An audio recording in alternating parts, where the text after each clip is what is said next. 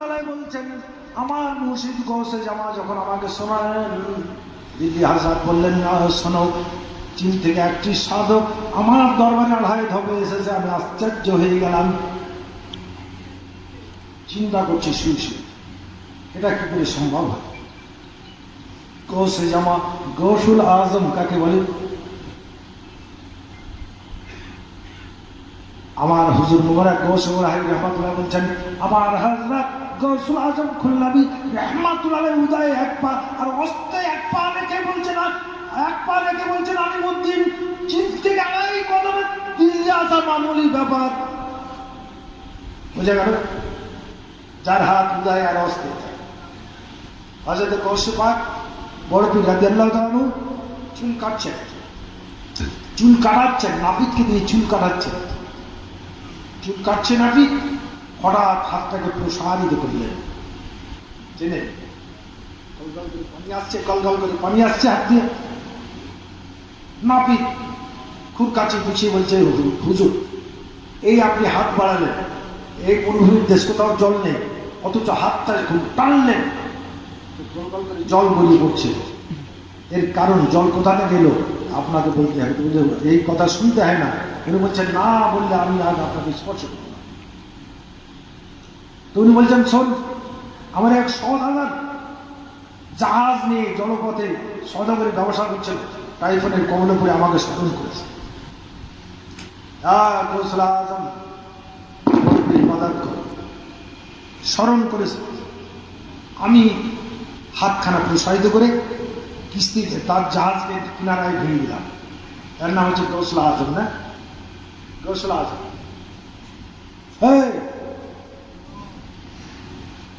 অসাধ্য সাধন যার দ্বারা সাধিত হয়। আমার হযরত গৌসুল আজম খুলনাবী রহমাতুল্লাহ দিল্লি হাজরাতের দরবারে আছেন। গোপীনাথ মারোয়ারি তার একটি অতি সুন্দরী কন্যা ইন্তেকাল হয়ে গেছে। বাঙালি হযরত গৌসুল আজম খুলনাবী রহমাতুল্লাহের কথা শুনে দিল্লি হাজরাতের গেটে লাশ নিয়ে অপেক্ষা করছে। উনি যখন বেরিয়ে এসেছেন চরণ দুটো জড়িয়ে ধরে হাওয়া করে কাঁদতে লাগলেন, হুজুর আমার, আপনি তো ভগবান বললেন, ওদের মধ্যে বললেন যে আমার এই কন্যা, পরমা সুন্দরী কন্যা মৃত্যু হয়ে গেছে, আপনি এর প্রাণ দান করুন। কান্না কাটায় উনি বলছেন, ওই দেখি তোমার মেয়ে মারা গিয়েছে কি? আলগা করে উনি চোখের ভুলতে হাত দিলেন, এই জায়গায় হাত দিলেন, চোখের পাতা পড়তে লাগলো, এই জায়গায় হাত দিয়েছেন, নারী শুধু। উনি বলছেন গোপীনাথ তুমি ভুল বুঝেছো, তোমার মেয়ের প্রাণ ছিল ওটা বুঝতে পারোনি, খুব ভালো কাজ করেছো। আমার কাছে যদি না নিয়ে আসতা তাহলে একে জানতেই পুড়িয়ে বেরিয়ে দিলাম। আল্লাহ যাও যাও দিল্লিতে যাও, একটা ভালো ডাক্তার দেখাও, ইনশাল্লাহ তোমার মেয়ে সুস্থ হয়ে যাবে, এর ভিতরে প্রাণ ছিল তোমরা বুঝতে পারো। বন্ধুরে আমার এটা আল্লাহর অনুগ্রহ। আর আমাদের এই দেশে এসেছিলেন উনি দুবার, আমার আব্বার আমি এসেছিলেন, এই গ্রাম থেকে চলে যাচ্ছেন বাজিতপুর, পালকিতে সফর করতেন। বাজিতপুর পর্যন্ত গিয়েছেন, ওখানে প্রায় 1 কিলোমিটার স্টেশন থেকে ট্রেন চলে আসছে। যারা কানে নিয়ে যাচ্ছে ভক্তরা বলছে হুজুর ট্রেন দিয়ে চলে আসছে, আর ট্রেন পাওয়া যাবে না। উনি বলছেন মুচকি হেসে বলেন, প্রকৃতি খোদার ইচ্ছা, তোমরা তোমাদের কাজ করো আর আল্লাহ আল্লাহ কাজ করবে। অর্থাৎ কাঁধে করে তোমরা নিয়ে চলো, আর গাড়ির কাজ করছে, তোমরা তোমাদের কাজ করো। দেখো আল্লাহ কি একটু যেই গাড়িটা স্টার্ট বন্ধ, 1-2 ঘন্টার মধ্যে স্টার্ট হচ্ছে। উনি গেলেন স্টেশনে পালকি নামালো। এক বন্ধু ওকে হাত করে বলতো, ওরা স্বামী স্ত্রী প্রেয়ার করলো সন্তানের জন্য, হাত জোর করে প্রেয়ার করলো যে হে ভগবান আমাদেরকে হাত করে বলে, লোক আমাদেরকে ঘৃণা করে, আমাদের মুখ দেখতে চায় না, তুমি কৃপা করো, তুমি আমাদেরকে সন্তান দান করো। উনি বড্ড খুশি হয়েছে সন্তানের জন্য, বললেন যাও তোমরা সন্তানের মা বাবা। ওনার বয়স 7 সন্তান হয়েছে, এখনো গোড়া কালা দুজন আছে। কথা বলে যাবে আল্লাহ না, আল্লাহর অলির কাজ। স্টেশন মাস্টারের স্ত্রীর সন্তান প্রসব হচ্ছে না, তখন এত ডাক্তার চিকিৎসা ছিল না, চিকিৎসা। উনি দৌড়ে আসলেন, হাত জোড়ে ওনার কাছে আর্জি করলেন, এই জন্য একটা পাত্রে পানি নিয়েছে। আল্লাহর অলির কাজ কি? শুধু আঙুলটাকে শাহাদাত আঙুলটা ডুবিয়ে দিলেন নবীর তরিকা। আল্লাহ নবী বিসমিল্লাহির রহমানির রহিম বলে শাহাদাত আঙুল ডুবিয়ে দিলে ওই পানিতে মানুষের মহামায়া ভালো হতো। এই নবীর করে আল্লাহ সাইতো সাহাবী কবি কালাম নবী মাদি বেলায়েত মতো কারণে রাসূল সদৃশ নবীর মতো কাজ হবে। শাহাদাত আঙুলটা ডুবিয়ে দিয়ে বলেন যাও তোমার স্ত্রীকে খাওয়াই দাও, 5 মিনিটের মধ্যে সন্তান প্রসব হবে, প্রসব হলে তুমি আমাকে এসে বলো। গাড়ি স্টার্ট হচ্ছে, সত্যি প্রসব হয়েছে, এসে বললেন সন্তান প্রসব হয়েছে, গাড়ি স্টার্ট। উনি আজিমগঞ্জে নামলেন তো দেখেন চিন্তা পালা নিয়ে এক সাধু 12 বছর বসে আছে। উনি বাকপালাপ করতেন না, কখন মোহাম্মদ কোথায় কখন কি খেতেন জানতো না। সাধু সঙ্গ নিয়ে ওখানে শীততলা ঘাটে রাখতেন, বাকপালাপ কাউকে দেখেন। পালকি যখন যাচ্ছে সাধু হাত জোর করে পিছন পিছন যেতে লাগলো, মরা মরা বসে জামার চোখে চোখে চাইতে লাগলো। জিয়াগঞ্জ আজিমগঞ্জের হিন্দু মানবাদী সব পাগল হইল, বলে ভগবান আমাদের মধ্যে আসলে ভগবান বলতাম। জিয়াগঞ্জে যখন নামলেন বড় বড় যারা ধনপতি, যারা কোটিপতি, বড় বড় ব্যবসায়ী আছে, তারা দোকানে দোকানে কত নিতে লাগলেন, ছিলেতে লাগলেন, মিষ্টি বিতরণ করতে লাগলেন। এবং সেই সময় সুরেশ সিং রায় বাহাদুর জমিদার ছিলেন, 9 লাখ জমিদার ছিলেন, তারা ওনার প্রেমে দিবানা হয়ে ওনার দরবার পর্যন্ত দিয়েছিলেন। তখন 1 টাকা মূলধান 5,000 করে 40 টাকা নজরানা গুরু প্রণামী এই 2 জমিদার দিয়ে এসেছিলেন গোলসে জামাত দরবারে। কথা বোঝা গেল? এ হচ্ছে আল্লাহ রুলির খেলা। আল্লাহ রুলির মধ্যে আল্লাহ রুলির হাত কার হাত আল্লাহর হাত, বুঝতে না? কারণ বোখারী শরীফের মধ্যে বলা হয়েছে 6666 নম্বর হাদিস, আমার বান্দা নফলে রাত করতে করতে এত নিকটে চলে আসে, আল্লাহ বলেন আমি তার চোখ হয়ে যাই যে চোখ দিয়ে সে দেখে, আমি তার মুখ হয়ে যাই যে মুখ দিয়ে সে কথা বলে, আমি তার কর্ণ হয়ে যাই যে কান দিয়ে সে শোনে, আমি তার হাত হয়ে যাই যে হাত দিয়ে সে চল ধরে, আমি তার পদ হয়ে যাই যে পা দিয়ে সে চলে। তাহলে আল্লাহর ভূমিকা দেবেন আমরা বুঝতে পারলাম। সবকিছু মহব্বতের ব্যাপার, মহব্বত আসলে ফয়সালা হবে, প্রেম আসলে ফয়সালা হবে। সাধুত্ব এবং মহত্ব অত্যন্ত গোপন, যেমন নিকৃষ্টতা গোপন। মানুষের চরিত্রের নিকৃষ্টতাকে নিজের সে গোপন রাখে, লোকের সামনে বলে পাঠায় লড়াই না। এবং সাধুত্ব আল্লাহ রসুলের প্রেমের কারবারি যারা, এটা অত্যন্ত গোপন। গোপন মহব্বত সাধনা করতে হয়, উপাসনা আরাধনা সাধনা এগুলো করতে হয়। যাই হোক আমরা জাত পাতের মধ্যে চলবো। আল্লাহ সূর্য সৃষ্টি করেছেন সবার জন্য, চন্দ্র সৃষ্টি করেছেন সবার জন্য। যাদের যাদের মধ্যে আল্লাহর প্রেম আছে, আল্লাহর প্রেম আছে, তারা সকলের জন্য আশীর্বাদ।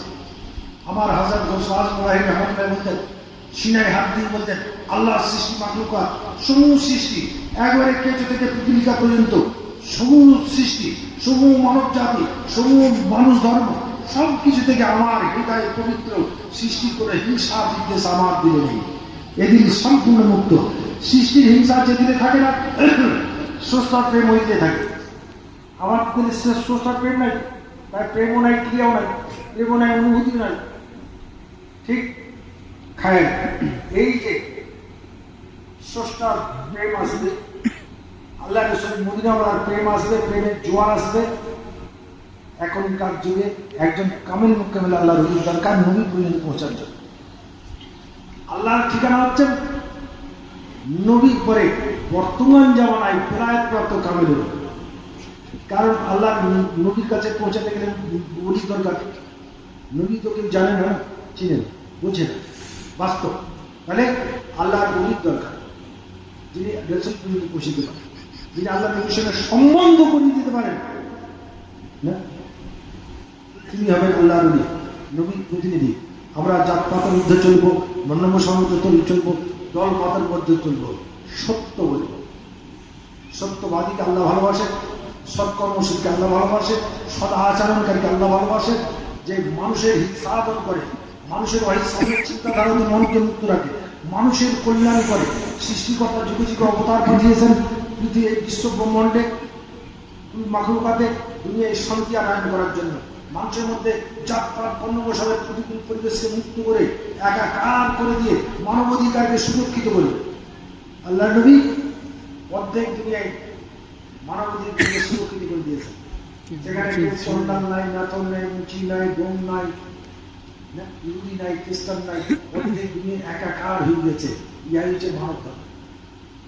আর আমরা মুসলমান সেই মহান ধর্ম, মহান নীতিকে বিসর্জন দিয়ে আমাদের আজ ভাই ভাই মিললে, বাপকাটায় মিললে, প্রতিবেশীর সঙ্গে মিললে, মলবিতে মলবিতে মিললে, হাফেজে হাফেজে মিললে, মুক্তিতে মুক্তিতে মিললে শুধু ধর্মবাজ কথা বলছেন। তাহলে আমরা মোহনের পথ অনুসরণ করব। যিনি মহান নীতি অনুসরণ করেন, যিনি মহান নীতি অনুসরণ করেন, তিনি বেলায়েত প্রাপ্ত কামেল, তিনি সুফি সাধক। যারা সুফি সাধক হবে তারা রাজনীতি করবে, রাজনীতির কারবারি হবে। ঠিক রাজনীতির কূটনীতি এসব কারবার থাকে।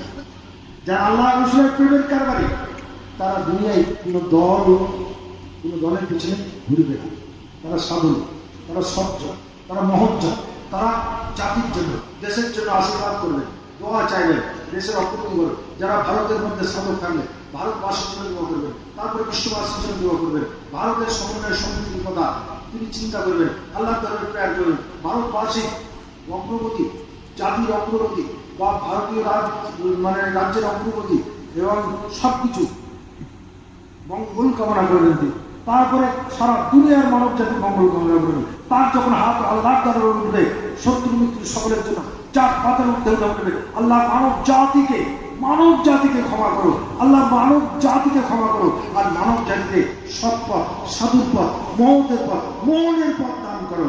দয়ার নবীর তরিকায় দাখিল করে দাও। মহান আদর্শের পথে নিয়ে এসো। মানব সভ্যতাকে কায়েম করো, মানব অধিকারকে সুরক্ষিত করো, বিশ্ব শান্তিকে প্রতিষ্ঠা করো, বিশ্ব ভাতৃত্ববোধকে জাগিয়ে দাও। মানুষের দিলে দয়া, ময়া, ক্ষমা, ত্যাগ, ধৈর্য, সহিষ্ণুতা দান করো। মানুষকে সত্যবাদী করো, সৎকর্মশীল করো, সৎ আচরণকারী করো, সত্যাশ্রয়ী করো, অহিংসিত করো। হিংস্র জালের মতো আমরা যেন কামড়াকামড়ি না করি। আমাদেরকে কেউ অপরাধ করবে আর কেউ ক্ষমা করবে। যিনি ক্ষমা করেন তিনি মহৎ, আর যিনি অপরাধ করেন তিনি বেহুদা। একের পর এক অপরাধীকে ক্ষমা করে আল্লাহ নিকট হাসিল করবে। কথা বলছে আমরা ক্ষমাই ধর্ম। এই দিনে পবিত্রতা অর্জন করতে হবে। হৃদয়ে, দিলের পবিত্রতা অর্জন করে পবিত্রতা রক্ষা করতে হবে। এখন পবিত্রতা অর্জন করতে হবে মিথ্যা থেকে, হিংসা থেকে, বিদ্বেষ থেকে, অহংকার থেকে, সম্পূর্ণ থেকে, পরিষ্কার মুনাফিকি থেকে, বিবাদ থেকে, চতুরি থেকে, ভণ্ডামি থেকে, মানুষের অনিষ্টের চিন্তাধারাতে মনকে পবিত্র করতে হবে। এই পবিত্র হবেই কি করে না? আমি যদি আল্লাহ জিকির করতে হবে না। এর উপকরণ হচ্ছে বাতিল। এটা নবীর প্রেম আসতে হবে। নবীর প্রেম আসতে হলে আল্লাহর বলি, আল্লাহর প্রেম আসতে হবে। সাধুর চরিত্রের বৈশিষ্ট্যতা এবং সৌন্দর্য, ধৈর্য, ত্যাগ, সহিষ্ণুতা, উদারতা, পবিত্র হইতে মানুষ। সৎসঙ্গ, সাধু সঙ্গ, নেক সোহবত দরকার। শরিয়াতের ওযু তরক করা হারাম। 5 ওয়াক্ত নামাজ পাবন্দভাবে পড়া, নামাজ রোজা ফরজ অপরিহার্য। 1 ওয়াক্ত নামাজ বিনা হুজুরে কাজা হলে 80 অব্বার জাহান্নাম। 1টি রোজা বিনা হুজুরে কাজা হলে 60টি রোজা কাফারা। সুবহানাল্লাহ। শরিয়াতের হুকুম, আল্লাহর হুকুম মেনে চলা। মাতা পিতার সেবা করা, গুরুজনদের প্রতি শ্রদ্ধাশীল আচরণ করা। নবী বলেন মায়ের পায়ের তলে জান্নাত, মাতা পিতার চরণ তলে স্বর্গ। যারা মায়ের পায়ে আর বাবার পেছনে চুম্বন দিয়ে দিল, স্বর্গের দরজায়, জান্নাতের দরজায় চুম্বন দিয়ে দিল। আল্লাহর পথে চলার জন্য মাতা পিতার দোয়ার দরকার, গুরুজনদের দোয়ার দরকার, বহু মানুষের দোয়ার দরকার। আচরণ দ্বারা যারা গুরুজন ব্যক্তির জাতপাতের ঊর্ধ্বে সর্বস্তরে, যারা পিতৃসম, যারা মাতৃসম, যারা বয়োজ্যেষ্ঠ, তাদেরকে সম্মান করো, শ্রদ্ধা করো। তোমার আচরণে তাদের দিল খুশ হলে তোমার জন্য আশীর্বাদ হবে, দোয়া হবে। আর এই দোয়া তোমার জীবনকে ধন্য করবে এবং পূর্ণ করবে। তুমি নেক পথে চলতে পারবে।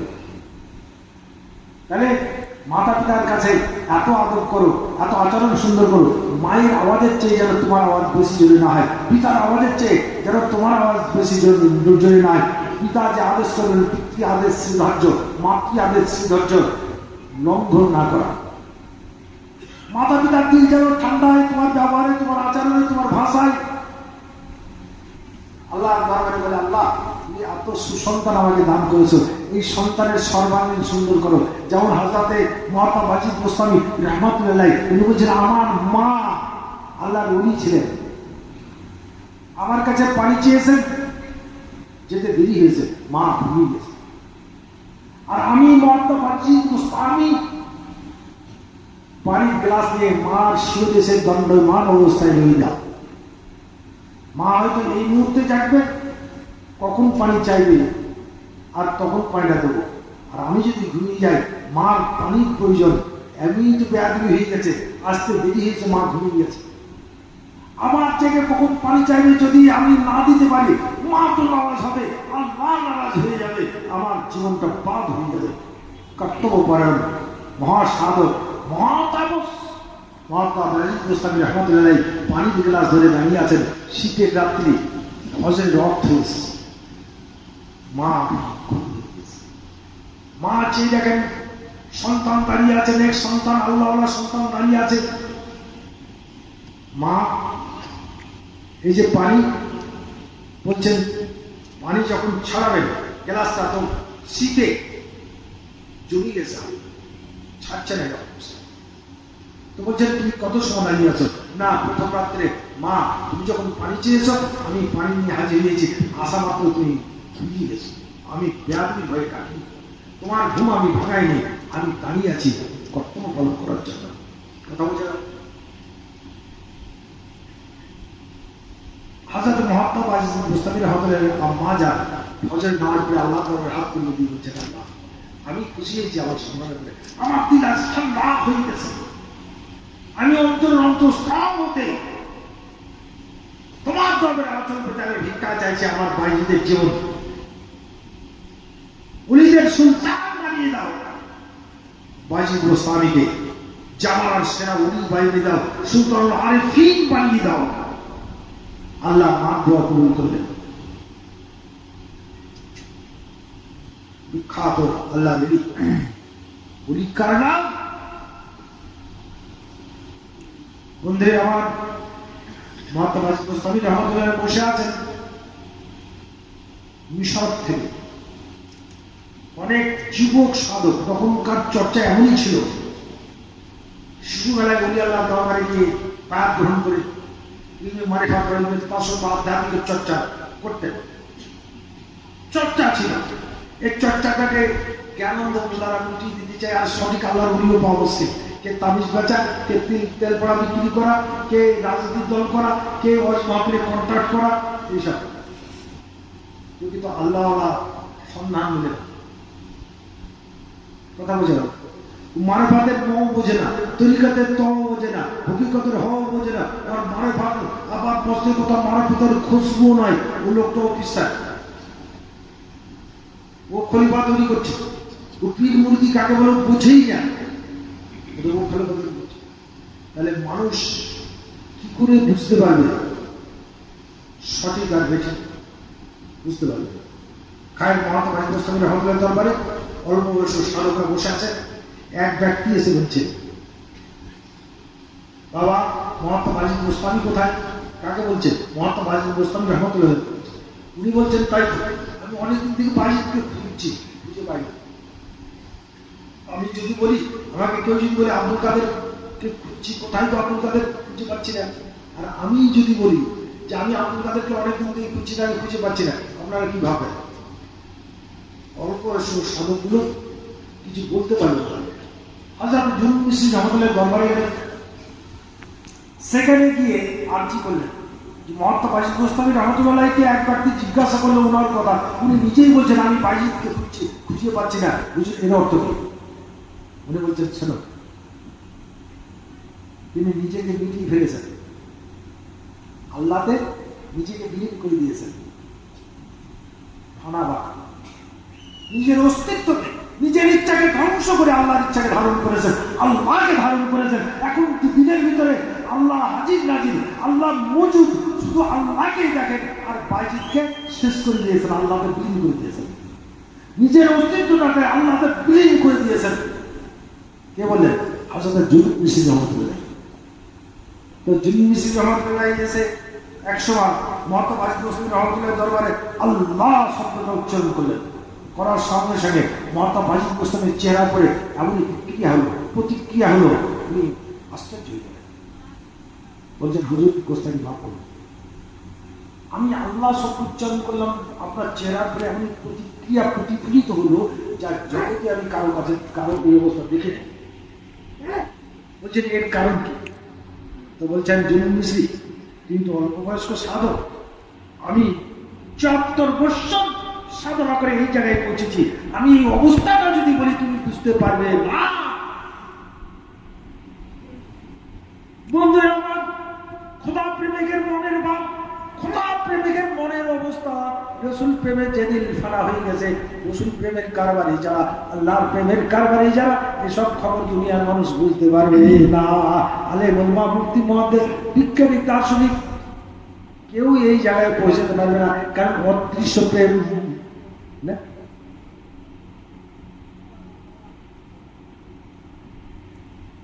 খায় আল্লাহকে জানিয়ে দেওয়ার জন্য নবী আসলেন, আর দয়ার নবীকে জানিয়ে দেওয়ার জন্য, নবীকে চিনিয়ে দেওয়ার জন্য, মদিনাওয়ালার সঙ্গে সম্বন্ধ করে দেওয়ার জন্য এবং আল্লাহর সঙ্গে সম্বন্ধ করে দেওয়ার জন্য আল্লাহ নবী।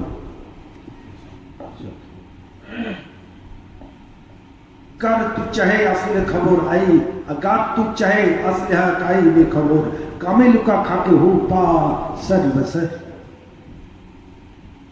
সঠিক তত্ত্ব যদি জানতে চাও অবশ্যই কোন আল্লাহর গোলামি করো, তার তাবেদার हो। सबसे आजाद उनका हो गुलाम, अगर मिले तुमको दिन का वाजा तमाम, नमाज तुम नियामत। আল্লাহ যত নিয়ামত দিয়েছেন খাদ্য বস্তু থেকে সব নিয়ামতের স্বাদ আমি পাই, কিন্তু নমাজের স্বাদ পাই না, রোজার স্বাদ পাই না, আল্লাহর জিকিরের স্বাদ পাই না, কোরআন তেলাওয়াতের স্বাদ পাই না। কেন? ওই যে দিলের উপরে যে অনুভূতিটা শেষ ধ্বংস হয়ে গেছে, আমি বুঝতে পারি। হিজড়া যেমন, হিজড়া পুরুষ একটা পূর্ণবতী যুবতীর সঙ্গে বিবাহ দেওয়া হারাম, তার শরীরের খবর হিজড়া বুঝবে না, কারণ সে 5টা অনুভূত হয়। এরকম হিজড়া নামাজি, হিজড়া মুসলমান আল্লাহ জিকিরের স্বাদ বোঝে না, জিকিরে বোঝে যায় না, কোরআন তেলাওয়াতে বোঝে না, নামাজের স্বাদ পায় না, রোজার স্বাদ পায় না, বুঝতে পারে না, কিছুই বুঝতে পারে না। নামাজ যে পড়ে না তার চরিত্র যেমন, রোজা যে করে না তার চরিত্র যেমন, আলেম যে হয়নি তার চরিত্র যেমন, তাদের চরিত্র অর্থাৎ পাগড়ি বলা ও মিথ্যা বলে, আর যে পাগড়ি বাঁধে না সেও মিথ্যা বলে। ডিফারেন্সটা কোথায়? তুমিও হিংসুক আমিও হিংসুক, তুমিও বিদ্বেষী আমিও বিদ্বেষী, তুমিও অহংকারী আমিও অহংকারী, তুমিও মুনাফিক আমিও মুনাফিক, তুমিও বিপদ করো আমিও বিপদ করো। দাম কি আছে? এত জানার পাহাড় সমান এলেন, জানার লাভ কি হলো? তোমার আমাদের ব্যতিক্রম তখনই তুমি মিথ্যা বলো আমি সত্য, তুমি হিংসুক আমি হিংসুক, তোমার মধ্যে সম্পূর্ণ বৈশ্যতা আছে, আমার মধ্যে এগুলো থেকে আমি পাক। হিংসা, নিন্দা, বিবাদ, চুগলখড়ি, মিথ্যা, নিষ্ঠতা, নির্মমতা, চতুরি, স্বার্থপরতা, অধর্ম, এর থেকে আমি পবিত্র, আমি ধার্মিক, আমার মধ্যে ধর্ম আছে, আমার মধ্যে ধর্মের জ্যোতি আছে, আমার মধ্যে ধর্মের নূর আছে, দিন ধর্মের নূর আমার মধ্যে আছে, ধর্মের আস্বাদন আমি পান করি, আর তুমি তার কিছুই বোঝো না। কথা বোঝা গেল? খায়ের যিনি দিন ধর্মের আস্বাদন পান করেন, যাদের ইসলামের জলুস আছে, নামাজের নূর, ইমানের নূর, কালেমার তৈবার নূর যার মধ্যে আছে, তিনি আল্লাহ। তার সঙ্গে লাভ করো, তার সৌবাতে যাও, তার দরবারে যাও। আল্লাহ যে দিলে মজুদ থাকে, যে দিলে মজুদ থাকে, তার দরবারে পৌঁছে যাও। যদি আল্লাহর নিকটে বসতে চাও তো আল্লাহ আল্লাহর নিকটে বসো, আল্লাহর নিকটে বসো। মদিনা আল্লাহর নিকটে যদি বসতে চাও, মদিনা আল্লাহর প্রেমে যিনি ফানা হয়ে গেছেন, যার মধ্যে মদিনাওয়ালার ইচ্ছা বিরাজ করে, যিনি মদিনাওয়ালার ইচ্ছাই চলেন,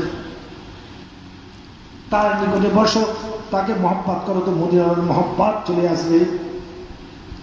নবীর নায়েব নবীর পাশে দিবানিশি থাকেন বসে, নবীর নায়েব নবীর পাশে